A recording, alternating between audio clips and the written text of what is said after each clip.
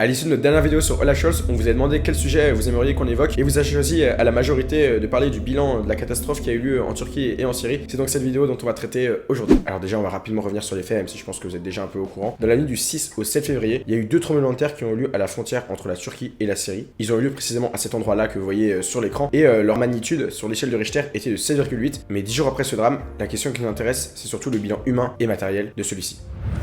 Alors si on prend les chiffres de l'AFAD, qui est l'organisme public de gestion des catastrophes en Turquie, il y a désormais plus de 35 000 morts côté turc et plus de 4 000 environ côté syrien, ce qui fait un total de pratiquement 40 000 décès à l'heure actuelle. Et il faut savoir que ce bilan est vraiment très progressif, puisque le lendemain du passage du séisme, les autorités turques annonçaient seulement 284 morts. Autre fait important qu'on peut relever, le dernier tremblement de terre de cette ampleur qui avait eu lieu en Turquie, c'était en 1999 à Izmit, et il avait fait environ 18 000 morts, et donc là on a quasiment le double. Et si on en croit le chef de l'agence humanitaire de l'ONU, Martin Griffiths, qui était en déplacement dans la zone où s'est déroulé le séisme le week-end dernier, le nombre de morts pourrait encore doubler. Alors évidemment il a dit ça ce week-end, donc entre temps il y a déjà eu beaucoup de morts qui se sont ajoutés, mais voilà, c'est pour vous dire que ce bilan de 40 000 morts n'est malheureusement peut-être pas encore définitif. Ça c'était pour le bilan humain, mais ce séisme a également un impact matériel très lourd. Du côté turc, l'agence fédérale des situations d'urgence a révélé que plus de 6400 bâtiments avaient été complètement détruits et que 11 000 autres étaient endommagés. Et parmi l'ensemble des destructions matérielles côté turc, on peut relever celle du château de Gaziantep qui date de 3600 avant Jésus-Christ et dont la façade extérieure est fortement endommagée. Il y a également la forteresse de Diyarbakir qui est inscrite au patrimoine mondial de l'UNESCO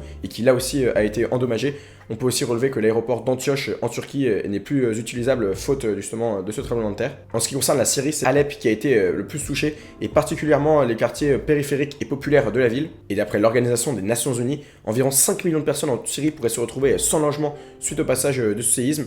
Et c'est pour ça que le gouvernement syrien a pris la décision de fermer les écoles publiques et de les transformer en centres d'hébergement. Il y a encore beaucoup d'opérations de sauvetage qui sont exercées. Alors évidemment, ces sauvetages sont souvent minimes puisqu'on a dépassé la période cruciale des 72 heures, puisqu'on dit qu'en 72 heures, c'est quand même plus facile de retrouver quelqu'un, même si cette personne n'a pas bu, n'a pas mangé. Beginn des Bebens, da sind wir 72 Stunden fast drinnen. Wir sind jetzt seit fast 36 Stunden am Befreien. Au-delà de cette période, ça devient très compliqué, mais il arrive qu'il y ait encore quelques survivants qui soient repérés, notamment en Turquie. On peut relever notamment que lundi soir, 7 personnes ont été retrouvées vivantes sous les décombres, pourtant 6 jours après le drame, dont un enfant de 3 ans et une vieille dame de plus de 60 ans. Et selon le vice-président turc Oktay, qui s'est rendu dans la région en début de semaine, environ 1,2 million de Turcs ont été relogés dans des résidences étudiantes et 400 000 ont été évacués de la région. Voilà, maintenant vous en savez un peu plus sur le bilan matériel et humain de ce séisme. Mais alors, une autre question qui nous vient tous en tête, c'est comment ce séisme a-t-il eu un impact aussi énorme? Pourquoi y a-t-il eu en fait autant de morts? Alors si on en croit le professeur japonais Toda Shinjin, qui a un peu passé en revue ce séisme, il y a 3 facteurs essentiels à retenir. Alors déjà, premier facteur, la rareté. En effet, d'après ce professeur, en fait, un séisme de cette ampleur se produit vraiment une fois tous les 1000 ans. On avait parlé du séisme qui avait lieu en 1999, mais on se rend compte qu'il n'avait pas du tout la même ampleur. Et il prend l'exemple de la ville d'Antioche, dont on vous a parlé, qui a été en partie détruite. Et il expliquait que cette ville avait été détruite auparavant en 111 et en 526 après Jésus-Christ. Et donc depuis 1500 ans, il y avait quasiment plus de tremblements de terre dans cette ville. Et donc à présent, en 2022, il y en avait eu un. Et donc c'est ce facteur de rareté. Il y a environ un gros tremblement de terre terrible qui se passe tous les 1000 ans en Turquie. Mais c'est évidemment pas le seul facteur. Le deuxième qu'il mentionne, c'est la responsabilité des constructeurs. En effet, il faut savoir que 5 jours après le drame, l'Union des barreaux de Turquie a demandé à ce qu'une enquête soit ouverte contre les constructeurs des bâtiments qui avaient été détruits. Et si l'Union des barreaux demande une enquête, c'est parce que le groupe estime qu'environ 60% des constructions turques ne seraient pas aux normes. Et si on en croit Patrick Coulombel, le problème c'est que même si des séismes de cette ampleur ont déjà eu lieu dans la région, le fait qu'ils soient vraiment aussi anciens, il n'y a plus maintenant de mémoire collective, donc les gens ne se rappellent plus des comportements à avoir en cas d'un tel séisme. En tout cas, il faut savoir que suite à la requête de l'Union des barreaux de Turquie, le gouvernement a lancé environ 134 enquêtes partout dans le pays afin d'identifier les constructeurs des bâtiments qui se sont effondrés. Alors pour vous donner un exemple, le constructeur Mehmet Koskun a été aperçu à l'aéroport et a même été du coup arrêté alors qu'il fuyait vers le Monténégro après avoir retiré une grosse somme d'argent. Et il faut savoir que ce promoteur avait été à l'origine de la construction de l'immeuble Renaissance à Antakya dans le sud de la Turquie. Et lorsque l'immeuble s'est effondré le lundi matin,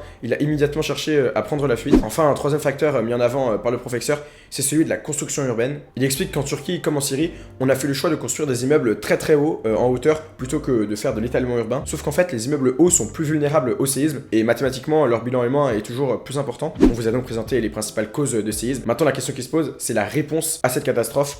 Quelle a été l'aide des différents États? Alors l'Organisation mondiale de la santé, l'OMS, a été une des premières à réagir en estimant qu'il y avait à l'heure actuelle 26 millions de personnes vulnérables, c'est-à-dire qui ont été impactées par ce séisme. Elle a réclamé d'urgence 40 millions d'euros pour venir en aide à ces personnes. Cet appel sur le plan matériel semble en tout cas avoir été entendu, puisque l'agence chargée des catastrophes naturelles révèle qu'il y a environ 32 000 secouristes turcs et 8 000 secouristes étrangers qui se trouvent sur place depuis une dizaine de jours. L'Union européenne de ce côté avait envoyé dans l'urgence plus de 1000 secouristes et des centaines de chiens de recherche. On avait d'ailleurs fait un TikTok à ce sujet, c'est le moment d'ailleurs de vous abonner à nos réseaux sociaux si c'est pas déjà fait, et aussi de vous abonner à la chaîne YouTube. Chaque pays a préparé sa réponse.